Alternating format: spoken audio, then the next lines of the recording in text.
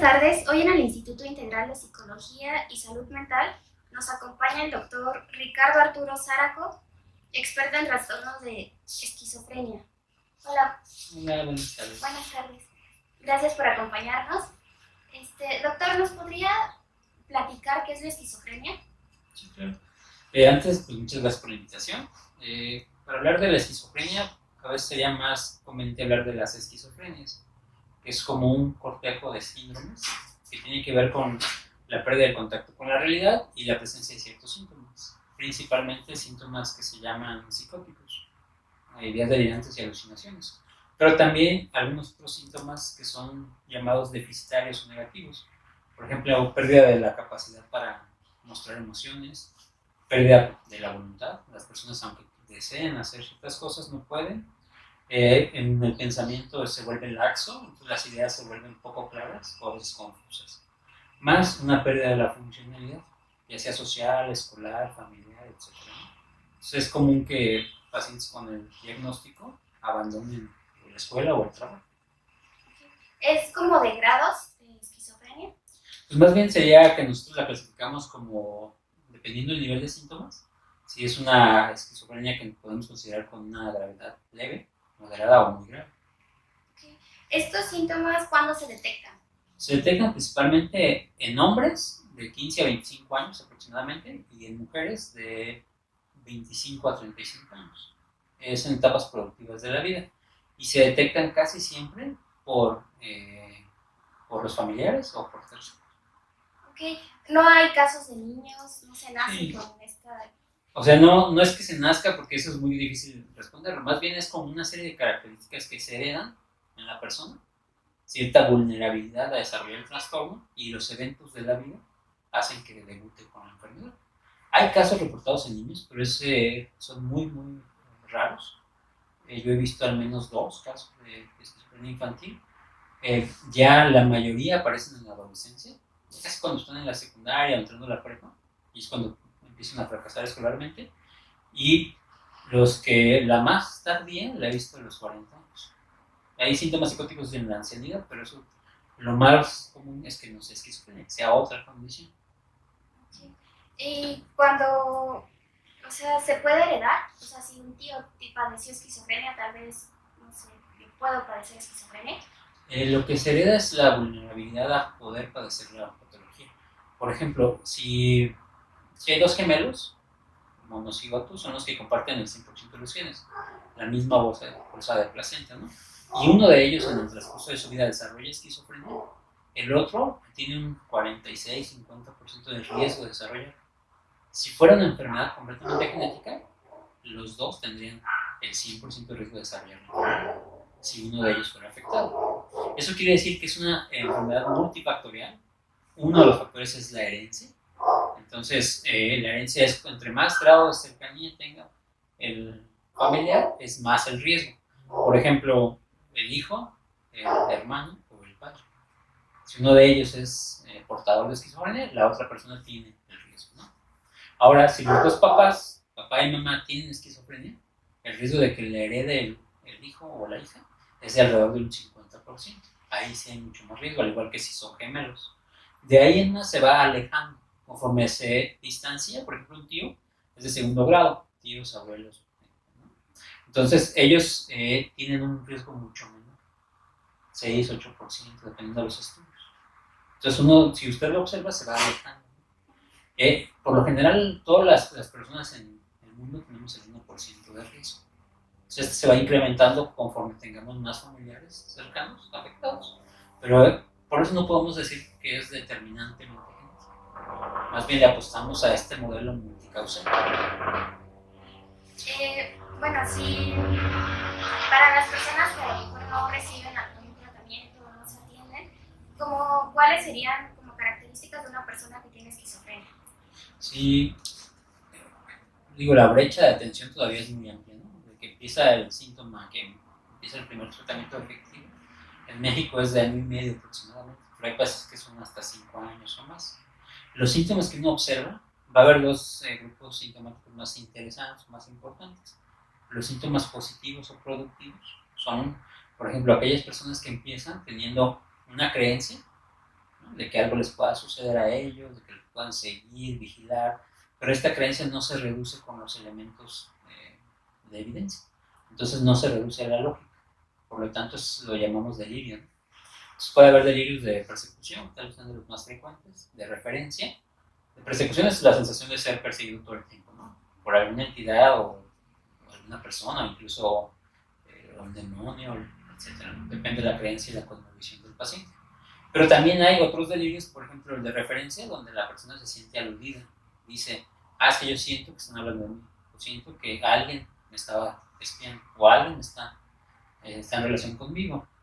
Uno puede intuir la gravedad de los síntomas, por ejemplo, cuando van en un supermercado, van haciendo el súper y alguien está ahí una carcajada de unos chavos atrás de uno puede decir, ay, se rieron de mí.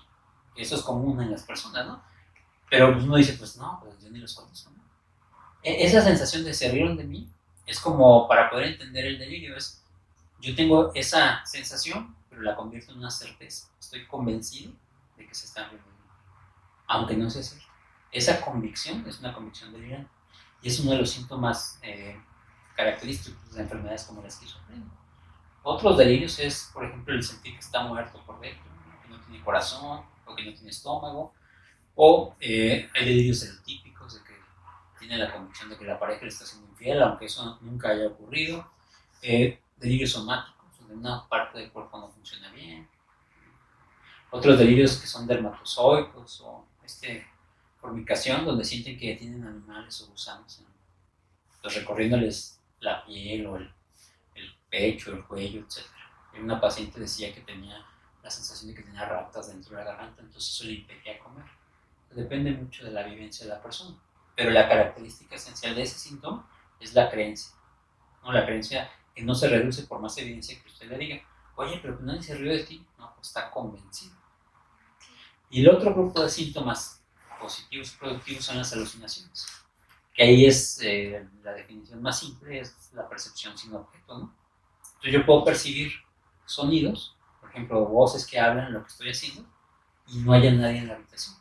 Entonces es una alucinación, porque está el sujeto percibiendo algo que no está fuera de él, ¿no? También puede haber alucinaciones visuales, pueden ver sombras, muertos, aparecidos, figuras de negro, cosas así muy particulares. También de olfatorias, son más raras, las olfatorias y las gustativas son más raras, o táctiles, ¿no? Que los recorre electricidad, etc. O alucinaciones internas, anestésicas, de que alguien los mueve por dentro, cosas que son de la propia percepción, como errores de percepción. Entonces, dentro de estos síntomas delirantes y los síntomas alucinatorios, pues tenemos los síntomas positivos. Tal vez sean los más evidentes, más que los otros síntomas, ¿no? Estos síntomas son muy evidentes porque despiertan la curiosidad o el temor de los demás. Por ejemplo, alguien que tiene alucinaciones auditivas, es común que se agarre hablando y se habla solo. Entonces está comentando o incluso discutiendo con las voces. Ayer en el metro, porque yo uso el metro a veces, en el metro se subió un chavo, yo que tendría unos 25 años, y en franco episodio psicótico, estaba hablando solo, discutiendo con alguien porque no quería que él vendiera sus productos en el metro. Pero pues la verdad estaba el vagón casi vacío y todos sentados, ¿no? Entonces entra una persona así y está discutiendo. Para él, el sentimiento es real, aunque lo que estamos alrededor no lo podamos percibir. Entonces eso resulta a veces muy evidente para las familias o para los amigos o los que son cercanos a los pacientes. Si hay alguien en familia que tiene esquizofrenia, ¿se puede vivir con él sin problema? ¿Son agresivos? Hay muchos como tabús sobre la esquizofrenia y dicen, es que son muy agresivos y no se puede. Sí, esos son mitos, ¿no? O sea, el paciente cuando está sin tratamiento sí corre el riesgo de ser un poco más irritable y que conforme avanzan los días pueda tornarse incluso pues, disruptivo, ¿no? Casi siempre se agitan los pacientes antes de ser violentos, porque la violencia casi siempre tiene un sentido, ¿no?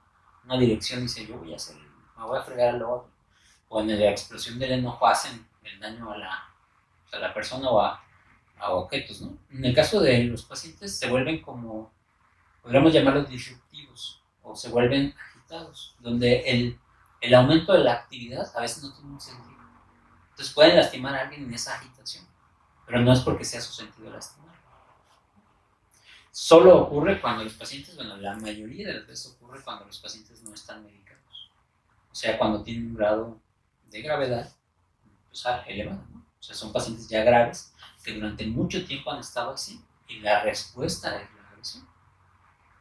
Pero la mayoría, o sea, de los pacientes que uno observa en la consulta, la mayoría son pacientes muy tranquilos.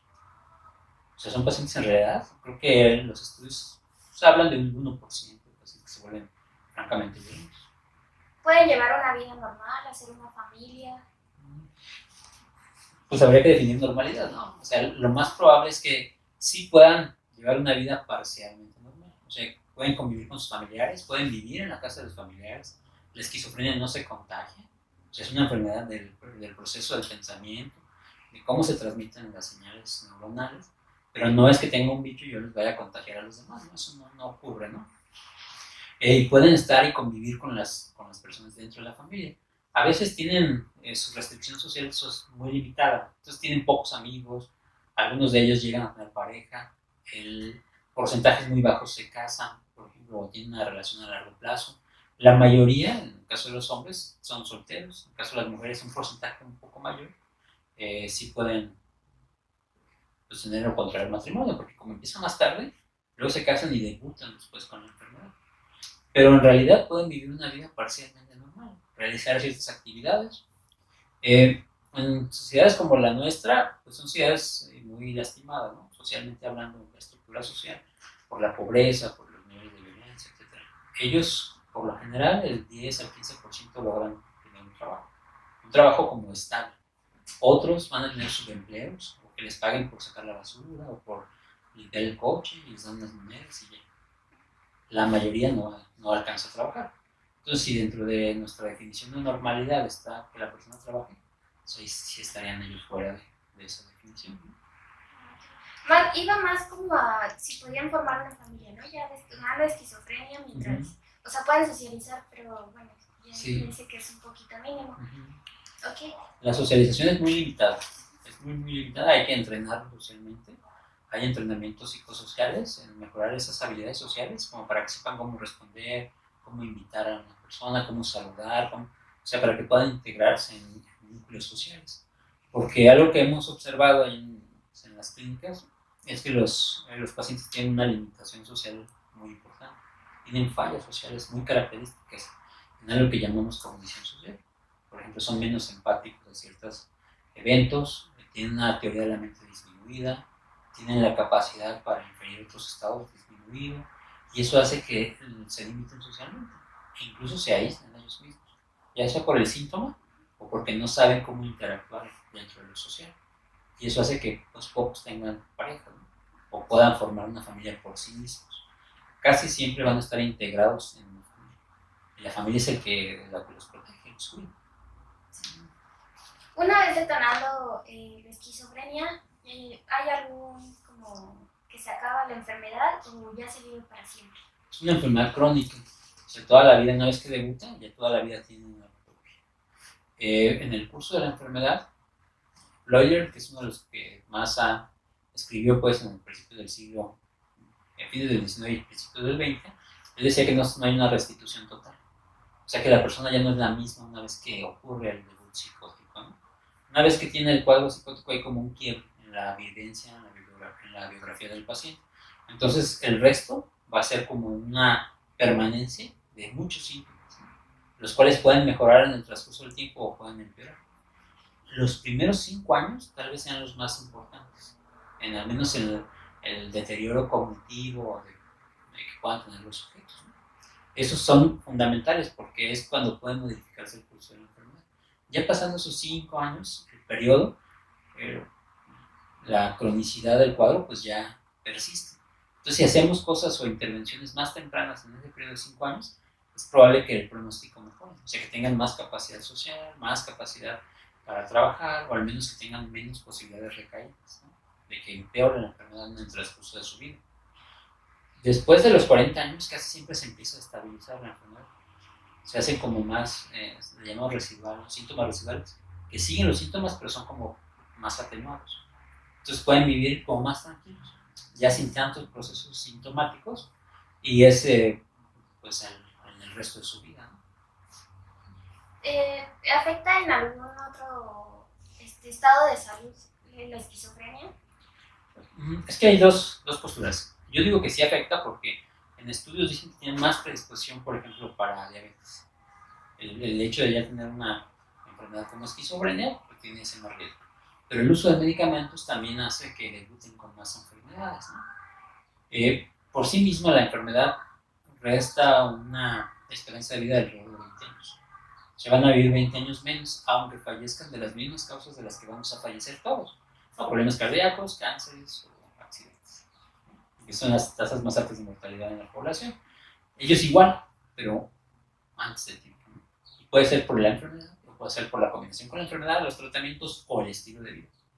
Porque si tiene una persona que es aislado, que no le gusta salir mucho porque se siente agredido afuera o porque no tiene la voluntad para salir, el ánimo, la energía para hacerlo, pues a veces se pasan días enteros sentados viendo la tele o acostados en su cama y esto hace que pues, suban de peso, ¿no?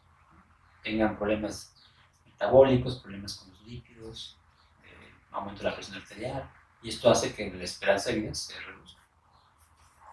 Y por sí mismos, casos de suicidio cuando tienen esquizofrenia. Sí, la esquizofrenia, por lo general, el 10% de los pacientes se suicidan. O sea, eso sí es como dentro de las enfermedades en salud mental, esquizofrenia, trastorno bipolar, trastornos graves de la personalidad, alrededor del 10% se suicida. Entonces, uno de cada 10 pues, va a terminar con su vida. Y esto es una urgencia para nosotros porque hay como dos formas, ¿no? Cuando el paciente está muy sintomático y la misma, ya sea alucinación o el mismo síntoma hace que busque matarse, ¿no? Hay pacientes o historias que decían que se querían matar porque ellos sentían que tenían que salvar el mundo, por ejemplo. Estaban en una pelea entre el bien y el mal y ellos solo así, como inmolándose, podrían restituir el mundo. Esa es como una forma, ¿no? Y otra es cuando empiezan, sobre todo en jóvenes, que tienen el primer episodio psicótico, que es la primera irrupción de los síntomas, cuando se recuperan de ese primer episodio y que uno empieza a interactuar con ellos y decirle pues, que es algo que a lo mejor padecen toda la vida, esto los deprime. Si no los cuidamos en esos meses, después del primer episodio, muchos de ellos se suicidan. Como que se dan cuenta de la gravedad de la enfermedad y pues prefieren no seguir. Esa es como la otra forma. Bueno, ya habíamos hablado un poco de esto, pero ¿cuáles serían los mitos que rodean a la enfermedad?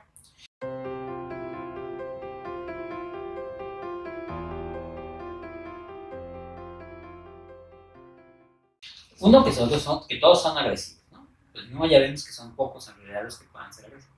Son más agresivos, por ejemplo, las personas en relaciones con las drogas. O sea, tienen más riesgo de que se vuelvan o se tornen agresivos o violentos, ¿no? Otro es que se contagien, otro es que se hereda. O sea, hay una susceptibilidad que se hereda, pero no se hereda toda la enfermedad. O sea, no es una enfermedad unigénica que si como el padre o la madre la tiene, a fuerza el hijo la va a tener, ¿no?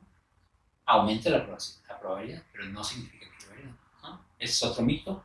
¿Qué otro mito podemos saber? Pues que no pueden formar una familia, ¿no? Que no pueden trabajar. O sea, en realidad son mitos. Sí pueden trabajar si se les capacita. Muchos de los pacientes que llegan a conseguir un trabajo son muy buenos trabajadores. Yo recuerdo uno cuando hice la residencia, era el paciente de esquizofrenia y estaba contratado en el hospital. Lo contrataron y era muy bueno, nunca faltaba. Era de los pocos que nunca metía días económicos, su onomástico. ¿No? Era un paciente muy regular y pues como muy, muy dedicado, pero estaba estable, ¿no? O sea, el reto que tenemos como pues, dentro de la salud mental es estabilizar para que puedan pues, tener o acceder a las mejores oportunidades como el resto de las personas y vencer esos mitos, ¿no? Que hacen que pues, aumente el estigma, ¿no? Porque son enfermedades muy estigmatizadas. Por ejemplo, otro mito sería que es una posesión, ¿no? O están embrujados. No, es una enfermedad. O sea, el hecho de que tengan una creencia de que diga que está embrujado no significa que está embrujado, ¿no? Pero muchos de las familias a veces recurren antes de ir con el psiquiatra, van por ejemplo al chamán, o van con el brujo, con el curandero, ya lo llevan a una limpia, ya fueron a Yaquetemaco, y luego ya después van con el sacerdote para que les haga un exorcismo, les hace el exorcismo y pues no funciona, y después van con el médico. Algunos sacerdotes que hemos conocido, bueno, del equipo que tenemos pacientes así, ellos se han vuelto más sensibles. Y pues, si ven algo que dicen, no, este se me hace que no es de mi rubro, lo mandan directamente con el psiquiatra. Y eso acorta los tiempos de atención y eso favorece que mejore el pronóstico. Entonces yo creo que, pues si desestigmatizamos enfermedades como esta, pues para que tengan atención lo antes posible. Sí. ¿Existen comorbilidades con este tratamiento, trastorno, perdón? Sí, claro. Hay muchas comorbilidades, tanto psiquiátricas como de otras ramas de la medicina. Como le decía, pues van a debutar con más riesgo metabólico, ¿no? Entonces, muchos de los pacientes tienen diabetes, obesidad, hipertensión arterial, problemas endocrinológicos, ¿no? Polidipsias, tienen mucha agua. Otra comorbilidad es que no ocurre algo que se llama doble negligencia. Si el paciente tiene algún síntoma, a veces no lo puede nombrar o no lo dice por su tolerancia al dolor o porque le da otra interpretación, ¿no?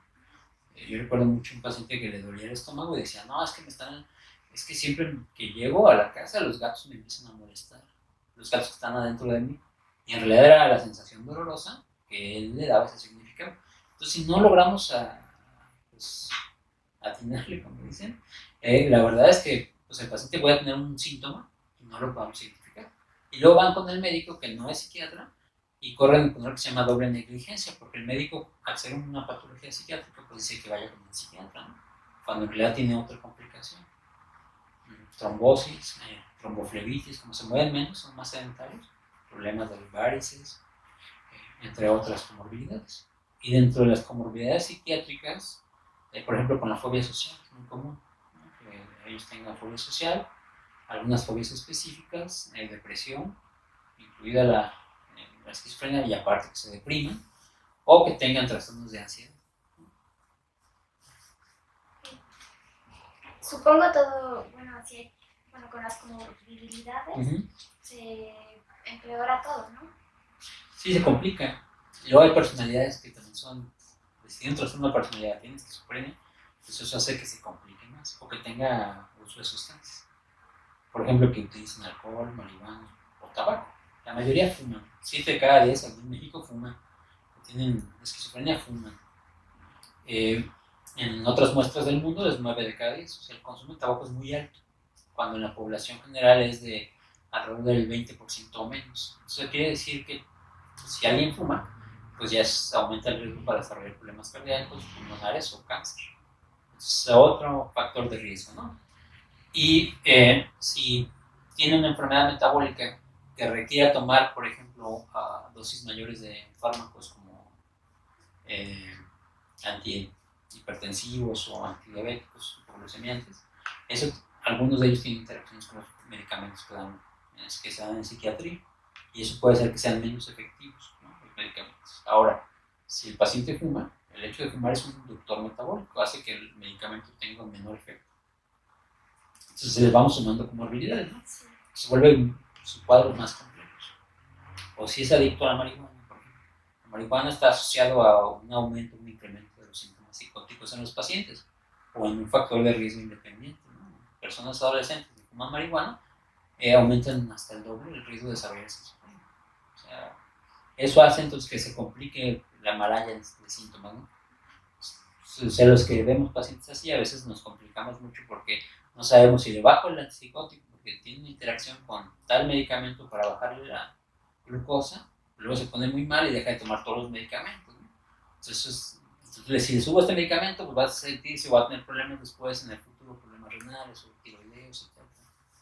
Entonces es como todo el tiempo estarlos supervisando y pues acompañando en el resto del proceso patológico, acompañarlos el resto de su vida. ¿Cuál es el tratamiento adecuado?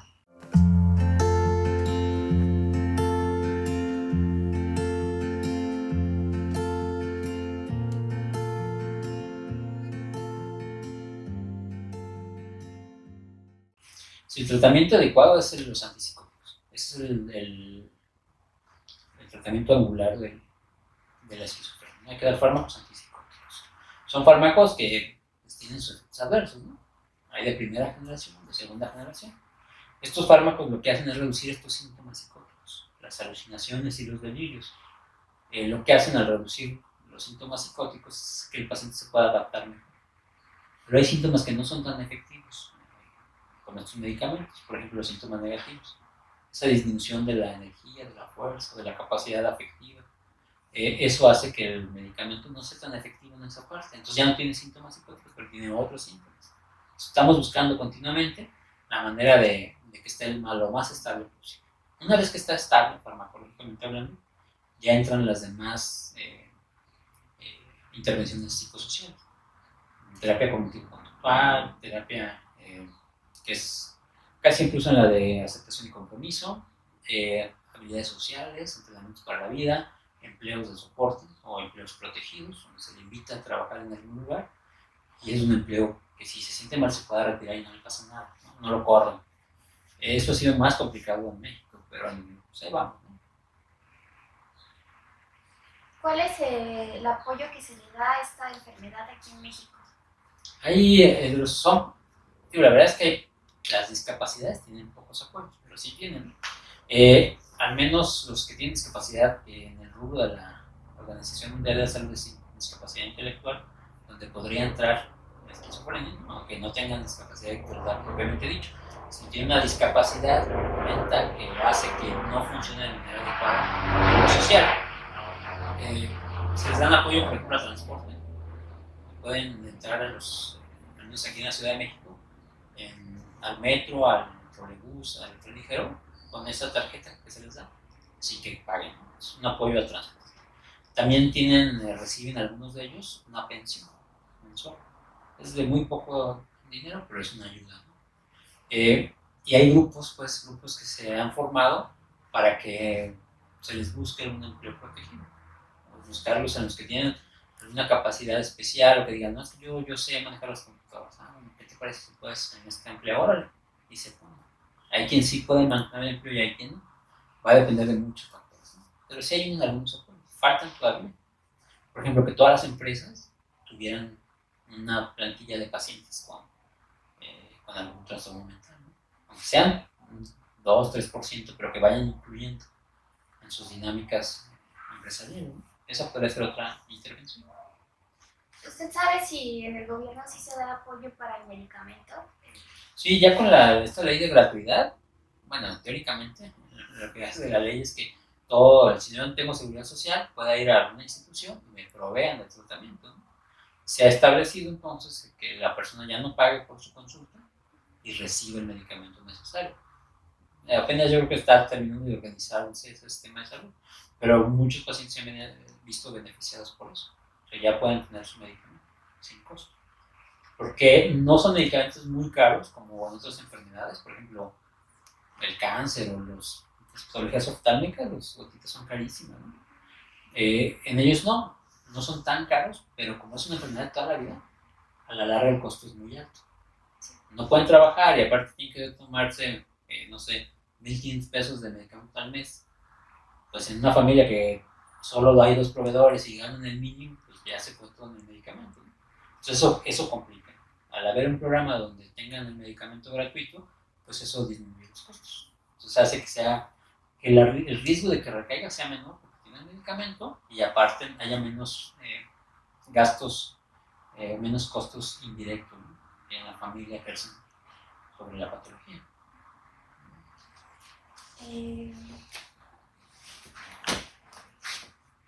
Bueno, para ir cerrando, no sé si quiere agregar algo más. Pues yo hablaría, el curso de la enfermedad es un curso que puede ser benigno si están estables, ¿no? Entonces a mí me gustaría que si alguien tiene algún familiar conocido o que en sí mismo tenga algún síntoma de esto, que vaya y se atienda con un psiquiatra. Hay varios hospitales en la ciudad, está el Instituto Nacional de Psiquiatría Ramón de la Fuente, está el Hospital Psiquiátrico Fray Bernardino, tienen consulta externa, tiene seguro social, pues está la Clínica 10, está la Morelos, está el de San Fernando, y alrededor en la zona conurbada está el Samuel Ramírez Moreno, el Sayago, el Nieto. Entonces sí hay como una estructura hospitalaria para los pacientes. Y ya hay más son centros de salud con psiquiatra para atención a salud mental, o sea, que se acerquen, que vayan con su médico y que los manden con un psiquiatra. O en la privada, nomás que el costo privado pues es eso, hay que pagar ahí. Bueno, para para terminar, en base a su experiencia, ¿qué nos puede decir sobre la importancia de la salud mental? Bueno, pues es importantísimo. Yo creo que no hay salud sin salud mental, ¿no? No, porque si uno observa aquí después de la pandemia, lo que vimos es que pues todos nos vimos afectados, ¿no? Directo o indirectamente. El hecho de que no tengamos un sistema de salud mental organizado, pues dio pie a que aumentaran muchos de los síntomas, sobre todo ansiosos, en adolescentes, que son los que no querían estar con sus papás y tuvieron que estar a fuerzas con sus papás, ¿no? O con sus padres ahí en la misma casa, ¿no? Entonces, lo que se ha observado es un aumento de síntomas afectivos y depresivos después de la pandemia. Entonces, esto nos sirve como ejemplo para evidenciar o visibilizar que es un problema, pues, de carácter global y que a todos nos puede afectar tanto síntomas depresivos, afectivos o psicóticos. Entonces, es fundamental tratarnos o atendernos, ya sea porque queremos conocernos, ir a una psicoterapia, o que tenemos algún síntoma, desde ansiedad o estrés hasta síntomas muy graves como lo es en la esquizofrenia. Yo creo que es fundamental que se hagan campañas, que se haga información en salud mental. Ahí está un grupo que se llama Mentalizarte, que lo pueden buscar en internet y también da como mucha información sobre salud mental. Bueno, le agradezco mucho su tiempo. Muchas gracias. No, al contrario, muchas gracias a ustedes por la invitación. Gracias.